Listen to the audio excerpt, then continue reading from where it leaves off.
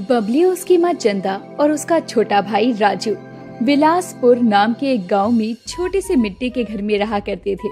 उनका कोई अपना नहीं था। चंदा लोगों के घरों पर काम करके अपने दोनों बच्चों को पाल रही थी। एक सुबह चंदा काम पर निकल रही थी, तभी राजू उसके सामने आकर खड़ा हो जाता है। अरे राजू बेटा, ऐसे क्यों खड़ा हो गया? हट सामने से, मुझे काम पर जाने दे, देरी हो रही है। माँ, ये तंदूरी रोटी क्या होती है? तंदूरी रोटी? माँ, वो कल ही अपने दोस्त के घर गया था तो वहाँ इसने तंदूरी रोटी खाई। उसके बाद से अब इसे तंदूरी रोटी ही खानी है। हाँ माँ, मुझे तंदूरी रोटी खानी है। आप बना दो ना, मेरा बहुत मन कर रहा है। बेटा, तंदूरी रोटी तो तंदूर में बनती है और हमारे पास कहाँ तंदूर। एक बार पगार मिल जाए ना तो तुझे बाहर से खिलाऊंगी तंदूरी रोटी। नहीं माँ, मुझे आज ही खानी है, बहुत मन है मेरा। राजू अपनी जिद पर अड़ जाता है और चंदा का रास्ता ही नहीं छोड़ता। तभी चंदा उसे प्यार से समझाते हुए कहती है, राजू बेटा, ऐसी जिद नहीं करते। ठीक है, मैं आते हुए तेरे लिए तंदूरी रोटी लेकर आऊंगी। खुश? सच माँ? लेकिन भूलना मत, और जरूर लेकर आना। हाँ हाँ, नहीं भूलूंगी। अब मुझे जाने दे बेटा, देरी हो रही है। चंदा राजू को समझाकर घर से निकल जाती है और सारे दिन कड़ी मेहनत करती है और शाम को वो अपनी मालकिन से थोड़े पैसे मांगती है और घर आते हुए एक ढाबे से 4 तंदूरी रोटी पैक करवा कर लाती है और खुशी खुशी घर आ रही होती है। तभी एक तेज रफ्तार गाड़ी उसे कुचलती हुई चली जाती है और वो खून से पूरी तरह लथपथ सड़क पर बेहोश हो जाती है। आस पड़ोस के लोग उसे जैसी तैसी अस्पताल पहुंचाते हैं, लेकिन अस्पताल पहुंचने से पहले ही उसका निधन हो जाता है। बबली और राजू अनाथ हो गए थे। उनकी देखभाल करने वाला भी कोई नहीं था। माँ, तुम क्यों हमें छोड़कर चली गई? माँ। राजू, माँ अब हमारे पास नहीं आएंगी वापस। तू रो मत, मैं तेरे साथ हूँ ना। दीदी, आप तो मुझे माँ की तरह छोड़ के नहीं जाओगी ना? हाँ? नहीं मेरे भाई, मैं तुझे छोड़कर कहीं नहीं जाऊंगी, हमेशा तेरे साथ रहूंगी। दोनों भाई बहन बहुत दुखी थे। तभी वहाँ पर खाने की थाली लेकर उनकी पड़ोसन कमला आती है और दोनों को चुप करवाते हुए कहती है, अरे हे भगवान, ये कैसा जुल्म कर दिया मोरी मैया इन दोनों मासूम बच्चों पर तूने। बच्चों, खुद को संभालो और ये लो खाना खा लो, भूख लगी होगी तुमको। आपका बहुत बहुत शुक्रिया आंटी जी, मैंने और भाई ने 2 दिन से कुछ भी नहीं खाया। हाँ, मैंने भी यही सोचा, इसलिए तुम्हारे लिए खाना लेकर आ गई। अब दोनों ये खाना खा लो। कैसे कमजोर से दिख रहे हो दोनों नन्हे से बच्चे। दोनों भाई बहन बहुत भूखे थे, इसीलिए कुछ ही देर में थाली का पूरा खाना खत्म कर देते हैं। समय बीतता है। 2-4 दिन तो कमला उन दोनों को अनाथ समझकर दया के चलते खाना दे आती थी, लेकिन एक रोज राजू खुद ही भूख लगने पर कमला के घर पहुंच जाता है तो उसे बड़ी हैरानी होती है, लेकिन उसे वो कुछ नहीं कहती और इस तरह 1 महीने का समय गुजरता है। एक रोज जब बबली घर के बाहर झाड़ू लगा रही थी तो राजू भागकर कमला के घर जा रहा था, लेकिन कमला उसे दरवाजे से ही धक्का दे देती है। अरे आंटी, आपने मुझे ऐसे धक्का क्यों दिया? मुझे चोट लग जाती तो। अरे तो क्या तेरी आरती उतारू? क्यों भागा भागा मेरे घर चला आता है तू? आंटी, मुझे बहुत जोरों से भूख लगी थी, बस इसीलिए मैं आपके घर खाना खाने आ रहा था। ये क्या तेरे बाप का घर है? अरे बताओ, कुछ दिन अनाथ समझकर बच्चों को खाना क्या खिला दिया? ये तो मुंह उठाकर कभी भी चले आते हैं। आंटी जी, एक छोटे बच्चे को आप ऐसे बोल रही हो, आपको शर्म नहीं आती? हाय हाय दैया, देखो तो बिन माँ की बच्ची की जुबान कैसे चप्पड़ चप्पड़ चल रही है। अरे ओ, मैं कोई तेरे रिश्तेदार नहीं हूँ और ना ही मैंने तुझसे या तेरे भाई से कोई उधार लिया है जो तुम्हारा ठेका लूं। खबरदार, जो मेरे दरवाजे के आसपास दुम हिलाकर भटके भी तो। कमला के इतने कठोर शब्द सुनकर बबली और राजू को बहुत दुख होता है और दोनों अपने घर चले जाते हैं। उनको घर में कुछ खाने को भी नहीं मिलता। दोनों अपनी माँ को बहुत याद करते हैं और सो जाते हैं। अगली सुबह राजू गहरी नींद में सो रहा था और बबली की आंख खुल जाती है। राजू उठेगा तो भूख लगेगी उसको, मैं कब तक उसे दिलासा दूं? खाना लाने के लिए झूठ बोलूं? मुझे ही काम करना होगा। बबली काम ढूंढने के लिए घर से बाहर चली जाती है। कुछ ही देर में जब राजू की आंख खुलती है तो वो देखता है कि बबली घर में नहीं है। वो उसे इधर उधर तलाशता है और बबली के ना मिलने पर जोर जोर से रोने लगता है। लोग उसे आते जाते रोता हुआ देखते हैं, लेकिन कोई उसे चुप नहीं करवाता। कुछ देर में बबली वहाँ आती है तो राजू उसके गले से लग जाता है। दीदी, दीदी आप कहाँ चली गई थी? मैं बहुत डर गया था। राजू ऐसे नहीं रोते, मैं तो बस काम ढूंढने गई थी ताकि हमारे खाने का इंतजाम हो जाए। नहीं, मुझे नहीं चाहिए कोई खाना। माँ भी ऐसे गई थी, आप भी ऐसे चली गई तो मैं कहाँ जाऊँगा? अपने भाई को ऐसे डरा और रोता देखकर बबली को बहुत दुख होता है और अब अगले दिन वो अपने भाई को लेकर शहर की ओर काम की तलाश में जाती है। कड़ी धूप में दोनों भाई बहन पैदल चल रहे थे। तभी उन्हें एक ढाबा दिखाई देता है जहाँ गर्मा गर्म तंदूरी रोटियां बन रही थी और राजू की नजरें वहीं टेक जाती है। बबली उस ढाबे के मालिक के पास जाती है। सुनिए, मेरा भाई बहुत भूखा है, आप उसे खाने के लिए तंदूरी रोटी और कोई सब्जी दे दीजिए। अरे हाँ, अभी देता हूँ। रोटी क्या, मैं तो चावल भी दे दूँ। बस 70 रुपए प्लेट है। पैसे तो मेरे पास नहीं है, लेकिन बदले में मैं आपके ढाबे का काम कर दूंगी, बर्तन धो दूंगी, सफाई कर दूंगी, बस मेरे भाई को खाना दे दो।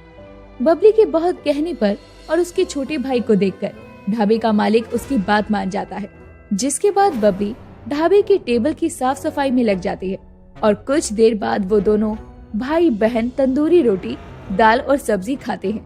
तंदूरी रोटी खाकर राजू बहुत खुश होता है, साथ ही बबली को भी खाना खाकर अच्छा लगता है। आपका बहुत बहुत शुक्रिया, आपने हम भाई बहनों को खाना खिलाया। अरे इसमें शुक्रिया की कोई बात नहीं। तुमने ढाबे में साफ सफाई का काम किया, तुम्हारी मेहनत के बदले मैंने तुम्हारा पेट भरा, बस। तो क्या आप मुझे काम पर रख सकते हैं? मुझे आपसे काम के बदले कोई पैसे नहीं चाहिए, बस मेरा भाई भूखा ना रहे, वो छोटा है ना। ठीक है, मुझे भी ढाबे के कामकाज के लिए कोई चाहिए था। अब तुम यही काम कर लेना और इसके बदले में मैं तुम्हें खाना दे दिया करूँगा। वो ढाबे वाला बड़प्पन दिखाते हुए दोनों भाई बहनों की मदद करता है। अगले दिन से बबली ढाबे पर मन लगाकर काम किया करती। एक रोज वो ढाबे में तंदूरी रोटी बनाते हुए बड़ी गौर से उस बावर्ची को देख रही थी। अरे कितना भी गौर से देख लो, ये तंदूरी रोटी तुम नहीं बना पाओगी। यह शादी रोटी बनाने जितना आसान नहीं है। इतनी मेहनत से बनती है, तभी तो ये तंदूरी रोटी इतनी स्वादिष्ट होती है। हाँ, ये बात तो तुमने सही कही। तुम जल्दी से काम खत्म कर लो, तुम्हारा भाई खाने के लिए तुम्हारा इंतजार कर रहा है। इस तरह बबली मेहनत से काम किया करती, साथ ही रोज तंदूरी रोटी को गौर से बनते देखती। एक रोज ढाबे पर एक दंपति अपने बच्चे के साथ खाना खाने आते हैं। उस बच्चे ने स्कूल की यूनिफॉर्म पहनी थी, साथ ही उसके पास बैग भी था, जिसे देखकर बबली मन ही मन सोचती है, काश मैं भी राजू को स्कूल भेज पाती तो वो भी थोड़ा पढ़ लिख जाता। ये आपके हाथ में क्या हो गया? थोड़ी चोट लग गई है, इसलिए आज ढाबे में रोटी नहीं बन पाएगी। तुम चावल के लिए पानी चढ़ा दो। नहीं मालिक, ढाबे पर आने वाले ज्यादातर लोग तंदूरी रोटी खाना ही पसंद करते हैं। ऐसे में अगर रोटी नहीं बनेगी तो कैसे काम चलेगा? अपने हाथ के चलते मैं तो रोटी नहीं बना सकता। अब जो होगा देखा जाएगा। आप कहो तो आज मैं रोटी बनाऊं? बबली ढाबे के मालिक को बार बार बोली जा रही थी और वो मान जाता है। अब बबली तंदूरी रोटी बनाने की कोशिश करती है। पहली बार में तो वो नहीं बना पाती, लेकिन 4-5 रोटी खराब करने के बाद वो आखिर में तंदूरी रोटी बना ही देती है। तो ढाबे का मालिक उसकी बहुत तारीफ करता है। अब धीरे धीरे वो ही रोज तंदूरी रोटी बनाने लगती है। उसकी इतनी मेहनत देखकर ढाबे का मालिक उन दोनों भाई बहनों को एक घर किराए पर दिलवाता है, साथ ही राजू को एक अच्छे स्कूल में भिजवाता है, जिससे वो पढ़ाई करने लगता है और अब दोनों ही अनाथ भाई बहनों की जिंदगी पटरी पर आ जाती है। ये कहानी है गरीब सविता की, जिसकी सास कादम्बरी बहुत ही कंजूस थी। सविता बड़े गरीब ही घर की बेटी थी। उसके गरीब पिता हरिराम ने बड़ी मुश्किलों से एक जोड़े में उसकी विदाई की थी। सविता की शादी को 7 साल बीत चुके थे। उसकी सास कादम्बरी हर वक्त उसे दहेज न देने के लिए ताने दिया करती और एक सुबह माँ देखो ना, गली में बलदल वाला आया है, मुझे एक बलदल दिला दो ना, मेला बला मन कर रहा है बलदल खाने का। कादू दीदी ताबी बलदल खाने का मन है। गरीब सविता अपनी बच्चियों को बर्गर कहाँ से दिलाती? उसके पास 1 रुपए तक नहीं थे। कादम्बरी उसे 1-1 रुपए का हिसाब रखने को कहती और उसे 1-1 रुपए के लिए मोहताज रखा करती। मेरी बच्चियों, अपनी इस गरीब माँ को माफ कर दो, मेरे पास बर्गर दिलाने के पैसे नहीं हैं। इसके बाद सविता सफाई करने में लग जाती है। तभी उसे सफाई करते हुए सोफे के नीचे पड़े 5 रुपए मिलते हैं। मेरी बच्चियों के बर्गर खाने का इतना मन था, एक काम करती हूँ, इससे एक पाव खरीद के लाती हूँ और उसमें टमाटर प्याज लगाकर बर्गर बना दूंगी। इससे दोनों का मन खुश हो जाएगा। बेचारी गरीब सविता 5 रुपए का पाव खरीद कर ले आती है और टमाटर प्याज लगाकर बर्गर बनाकर जैसे ही अपनी बेटियों को दे रही होती है कि इतने में अत्याचारी सास कादम्बरी आकर वो बर्गर उसके हाथ से छीन लेती है। अरे क्यों रे करम चली, गरीब की बेटी, तू यहाँ चोरी चुपके अपनी लाडो रानियों को बर्गर खिला रही है। वहाँ मेरा बेटा खून पसीना बहाकर कमाता है, इस घर का एक लौता औलाद है वो, और ऊपर से 2-2 बेटियों का बोझ है उसके सर पर। हमारी छाती पर मूंग दलने के लिए पैदा कर दिया तूने ने। माँ जी, आप हर वक्त मुझे और मेरी बेटियों को क्यों धुतकारती हैं? आखिर आपको दिखाई नहीं देता कि ये आपकी ही पोतियां हैं और आपकी पोतियों को भूख लगी है। मैं तो बस उन्हें कुछ खिला रही थी। इस बात पर कादम्बरी बौखलाकर बड़ी बेरहमी से सविता के बाल नोचकर उसका सर दीवार में भिड़ाने लगती है। सविता का सर खून से भर जाता है। माँ जी, मत मारिए, एक भूल की इतनी बड़ी सजा मत दीजिए।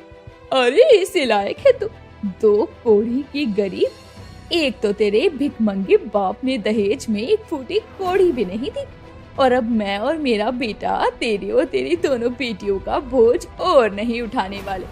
निकल जा हमारे घर से। दादी, माँ तो और हमें ढलते मत निकालो, मैं और दीदी बलदल नहीं खाएंगे। आप जो दोगी हम वो खा लेंगे। माँ जी, दया कीजिए, मुझे बेघर मत कीजिए, भगवान के लिए मैं अपनी दोनों बेटियों को लेकर कहाँ जाऊंगी? कादम्बरी एक नहीं सुनती और सविता और उसकी दोनों बेटियों को घर से धक्के मारकर उस कड़कड़ाती भीषण ठंड में निकाल देती है। बेचारी सविता दोनों बच्चियों के साथ सड़कों पर मारी मारी फिरने लगती। हे भगवान, अब मैं अपनी बच्चियों को लेकर कहाँ जाऊंगी? क्या करूंगी? कैसे पालूंगी इन नन्ही जान को? इनका पेट कैसे भरूंगी? ऊपर वाले कोई तो रास्ता दिखा। सुबह से शाम हो जाती है। कविता की दोनों बेटियां भूख से बिलख उठती हैं। तभी सड़क किनारे सविता को एक बर्गर की रेडी लगी दिखती है, जहां लोगों की बड़ी भीड़ लगी थी, जिसे देखकर सविता के दिमाग में एक सोच आती है। उस बर्गर वाले के ठेले पर लोगों ने कितनी भीड़ लगाई हुई है। अगर मैं भी बर्गर बनाकर बेचूं तो अच्छी बिक्री होगी। ठंड में लोग गर्मा गर्म बर्गर खाना पसंद करते हैं। मगर किसी गरीब के आगे की थाल छीनकर मैं अपनी बेटियों का पेट नहीं भरूंगी। मैं अपनी खुद की पहचान बनाऊंगी, मैं कुछ अलग बनाऊंगी। मगर क्या? हाँ, मैं मसाला बर्गर बनाकर बेचूंगी। सविता को मंजिल तो दिख गई थी, बस अब उसे उस मंजिल तक पहुंचने के लिए रास्ता बनाना था। सविता ने अपने पति के दिए हुए झुमके बेच दिए और बर्गर बनाने के लिए बर्तन और सारा सामान जमा कर लिया और अगले दिन से ईश्वर का नाम लेकर बर्गर बनाना शुरू कर दिया। हे विधाता, अब तो तेरा ही सहारा है। मुझ गरीब पर दया करना ताकि मेरे बर्गर का व्यापार चल जाए, ताकि मैं अपनी बेटियों का भविष्य बना सकूं। इसी के साथ सविता ग्राहकों का इंतजार करने लगती है। उस दिन कड़कड़ाती ठंड थी। उस भयंकर ठंड में सविता और उसकी दोनों बेटियों के तन पर एक स्वेटर तक नहीं था। हे ईश्वर, आज तो बड़ी ठंड है और मेरे व्यापार का पहला दिन है। अगर बर्गर नहीं बिका तो मुझ गरीब को भारी नुकसान होगा। ईश्वर कुछ कर। इतने में ही एक ग्राहक उस बर्गर वाली के ठेले पर आती है, मानो ईश्वर ने उसकी विनती का जवाब भेजा हो। और उस लड़की का नाम जूही था। सुनो, जरा जल्दी से एक बर्गर बना दो। जी मैडम जी, अभी बना देती हूँ। प्लेन बर्गर या मसाला बर्गर? मसाला बर्गर? ये तो मैंने पहली बार सुना है। प्लेन बर्गर तो मैंने हमेशा ही खाया है। एक काम करो, आज तुम अपने हाथों का मसाला बर्गर खिलाओ। ये सुनकर गरीब सविता मुस्कुराकर मसाला बर्गर बनाने लगती है, लेकिन उसके मन में बहुत दुख था। वो झट से तवे पर पाव गर्म करती है और उस पर बड़े बड़े डिजाइन के प्याज और टमाटर सजा देती है, जिसके बाद वो खड़े मसाले उस पर छिड़क कर ग्राहक को देती है। ये लीजिए मैडम जी, आपका मसाला बर्गर। भाई, तुम्हारे हाथों का तो जवाब नहीं। क्या मसाला बर्गर बनाया है तुमने, मजा ही आ गया। वैसे कितने पैसे हुए तुम्हारे? जी 20 रुपए हो गए मैडम जी। अरे, इतना टेस्टी मसाला बर्गर तुम 20 में बेच रही हो? अरे, इसमें तुम्हें क्या बचेगा? ये लो 50 रुपए। नहीं मैडम जी, मुझे बस मेरी मेहनत के पैसे दे दीजिए। रख लो, ये तुम्हारी मेहनत के ही है। वो ग्राहक गरीब सविता को खुश होकर पैसे दे जाती है। धीरे धीरे करके सविता का मसाला बर्गर खूब बिकने लगता है और लोग उसे बर्गर वाली के नाम से बुलाने लगते हैं। हे ईश्वर, तेरा धन्यवाद है मुझ पर कि मुझ गरीब बर्गर वाली पर तूने दया की। बस ऐसे ही मेरा मसाला बर्गर का व्यापार चलता रहे, फिर मेरी बिटिया स्कूल जा सकेगी। इतने में ही अज्जू नाम का एक गुंडा उसके पास आकर धौंस दिखाता। अरे तू ही है क्या वो गरीब बर्गर वाली? सुना है मसाला बर्गर बेचकर अच्छे नोट छाप रही है तू। जी हाँ, मगर आप कौन हैं? मैं इस इलाके का हूँ, अज्जू भाई। ये मसाला बर्गर बेचकर तू तो अच्छा छा गई है छमिया। चल जरा बर्गर बनाकर हमें भी खिला, हम भी तो देखें ऐसा भी कौन सा स्वाद भरा है इस मसाले बर्गर में। वो गुंडा गरीब सविता को छेड़ने लगता है। बेचारी सविता करती भी क्या, उसे अपनी बेटियों का पेट पालना था और उसका भविष्य भी तो बनाना था। वो अपनी बेटियों का मुंह देखकर सहम कर उसे मसाला बर्गर बनाकर दे देती है। भाई वाह, तुम्हारे हाथों में तो सचमुच गजब का स्वाद है। बड़ा ही टेस्टी मसाला बर्गर है और इससे ज्यादा मसाला तो तुझ में है। कल फिर आऊंगा मैं अपना हफ्ता लेने, तैयार रखना मेरा हफ्ता। उस गुंडे की धमकी से गरीब सविता चिंता में आ जाती है और उस दिन देर रात तक बर्गर बनाकर बेचती है। उसका मन दुख से भर जाता है। आज तो वक्त का पता ही नहीं चला, कितनी रात हो गई। अब मुझे ठेला बंद कर देना चाहिए। हाँ माँ, चलो कल चलते हैं, अब तो मुझे भी ठंड लग ली है। सविता झोपड़ी लौटकर अपनी बेटियों को सुला देती है, मगर खुद रात भर तक ये भिगोती रहती है। हे ईश्वर, आखिर तू मुझ जैसी गरीब पर इतनी ज्यादा जुल्म कैसे कर सकता है? क्यों मेरी परीक्षा ले रहा है? अभी तो हालत ठीक होनी शुरू हुई थी। इस दुनिया में एक गरीब लाचार औरत और क्या कमा कर भी न खाए। कहाँ से दूंगी मैं उस गुंडे को पैसे, कहाँ से? उस गरीब बर्गर वाली की सारी रात आंसू बहाते हुए बीतती है। अगली सुबह सविता फिर से अपनी मसाला बर्गर का ठेला लगाती है। ग्राहक आनी शुरू हो जाते हैं। सुनो, एक गर्मा गर्म मसाला बर्गर बनाना और हाँ, स्पाइसी वाली चटनी जरा ज्यादा डालना। जी मैडम जी, बस अभी बनाती हूँ। एक मसाला बर्गर मेरे लिए भी बनाना। अरे मैडम जी, आप तो वही है ना जो उस दिन आई थी? हाँ, मुझे लगा आपने पहचाना नहीं।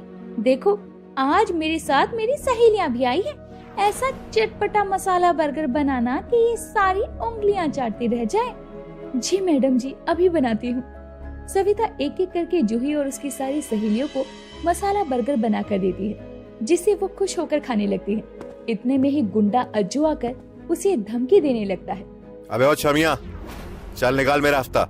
इस बार सविता डरती नहीं, बल्कि डट कर कहती है, देखो, मैं गरीब अपनी मेहनत का कमा कर खाती हूँ। अपनी कमाई के पैसे मैं तुम जैसे लुच्चे मवाली को क्यों दूं? ये सुनकर गुंडा अज्जू भड़क जाता है और ठेले की तोड़ फोड़ शुरू कर देता है। क्या बोली बे? अज्जू भाई को आंखें दिखाती है तू? अब देख, तेरी ठेली तोड़ दूंगा मैं। फिर देखता हूँ किधर बेचती है तू अपना मसाला बर्गर और कैसे नहीं देती हफ्ता। हाँ? अरे कोई है, कोई रोको इस गुंडे को। भगवान, ये तेरा कैसा इंसाफ है? दुनिया में कितना मुश्किल है एक गरीब औरत का कमा कर खाना। मुझ पर दया कर, एक एक करके ये सामान जुड़ा है। अरे कोई तो मदद करो।